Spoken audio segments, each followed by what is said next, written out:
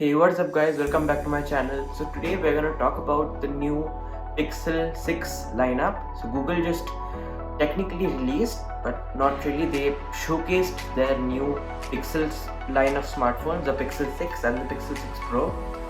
And there are a lot of interesting new things about the new Pixel lineup, but one thing that really sticks out is the new tensor chips that Google claims that they made themselves, and it's better than the Qualcomm Snapdragon chip that they were previously using and basically every other Android manufacturer uses.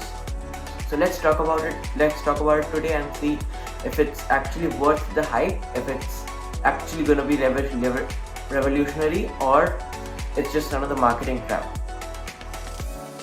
So let's talk about the pros that come with Google actually shifting to its own chips instead of relying on Qualcomm. So number one would be that the costs would be way down for Google, as they are making the chips themselves and not relying on a middleman like Qualcomm to ship the chips to them, and making Qualcomm making profit from it instead of Google. So I think this would mean that the upcoming Pixel lineup could be cheaper. It's not yet confirmed, the prices are still to be known, but it could be cheaper from compared to other high-end, for example Samsung phones or iPhones.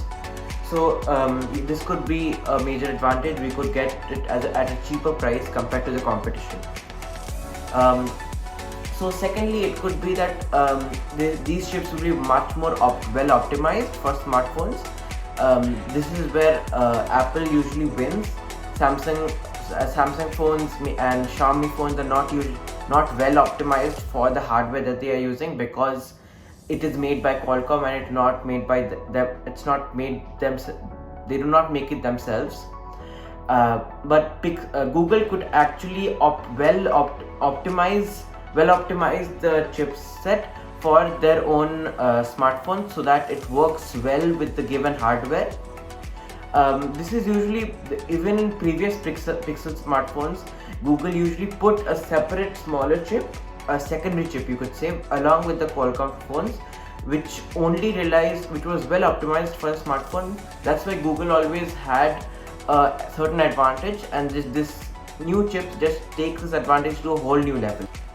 Another advantage that Google could have by using their own chips instead of relying on Qualcomm is that the camera performance would be way better, because they can get way better performance and way better dynamic range, for example, by using just the one chip, compared to when Google had to use separate chips. They had to make one chip specifically for the camera programming, or you could say the camera enhancement, you could say, and another chip for the rest of the smartphone. But now, because it's together and it's made by Google, the camera performance will probably be way better than any other smartphone on the market.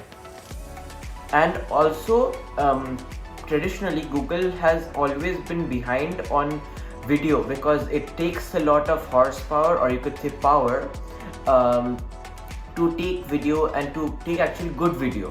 So now I think Google will actually optimize their chip well for good video, which Google has previously been lacking. So I think this will be one of the best cameras of the year in a smartphone. Now let's come to some of the cons that we could have, some of the things that I'm kind of worried about. So number one would be, this chip is made by Samsung. These are rumored specs and not confirmed. So this chip uses architecture made by Samsung, which Samsung also uses for the Exynos chips, which is very much hated and not very good. So I'm really worried about Google using the same architecture as Exynos chipsets, because those chipsets are known for major overheating issues, and they cannot sustain performance that long compared to Qualcomm chips, or for example Apple's A series chipsets. So I'm worried that Google may fall back on performance compared to its previous chips. So that's one of the cons. Another could be that will probably be not as powerful as Qualcomm or Apple chips, because it's a new chip, so it's their first try, so it will probably not be as powerful, but it will be well optimized. So let's. Okay, so in conclusion, I think Google is really in for an upgrade this year, and I think they are really stepping up their game compared to previous years. So I think these new Google flagships are going to be really competitive with other smartphones and may even beat them.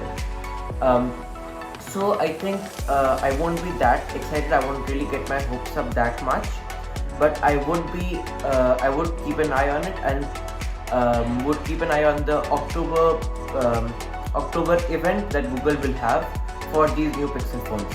So that is it for today, guys. I'll catch you guys in the next one.